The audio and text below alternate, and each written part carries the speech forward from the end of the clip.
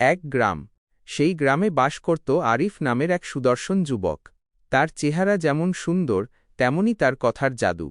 মিষ্টি কথায় সে সহজেই যে কোনো মেয়েকে মুগ্ধ করে ফেলত। কিন্তু এই গুণটাই তার জন্য কাল হল। দুষ্টুমির বশে সে একই সাথে গ্রামের ৩ তরুণী, সুমাইয়া, রুবি এবং লিজার সঙ্গে প্রেমের সম্পর্ক গড়ে তুলল। আরিফ ভাবল, একটু লুকোচুরি করলে কিছু হবে না, কিন্তু ভাগ্যের খেলা তার চেয়েও জটিল ছিল। একদিন কাকতালীয়ভাবে সুমাইয়া, রুবি আর লিজার দেখা হয়ে গেল গ্রামের হাটে। গল্প করতে করতে তাদের কথায় আরিফের প্রসঙ্গ উঠে এলো। কিছুক্ষণের মধ্যেই তাদের বুঝতে আর বাকি রইল না যে তারা ৩ জনই একই ছেলের প্রেমিকা। এই সত্যটা যেন তাদের মাথায় আকাশ ভেঙে পড়ার মতো আঘাত করল। সুমাইয়া বিষণ্ণ, অপমানিত এবং ক্ষুব্ধ হয়ে ৩ জনই সিদ্ধান্ত নিল আরিফকে এই প্রতারণার জন্য উচিত শিক্ষা দিতে হবে। তারা অপেক্ষা করছে।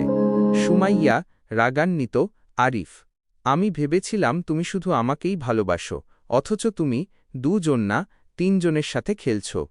রুবি চোখ রাঙিয়ে, তোমার প্রেমের এই নাটক আজ শেষ।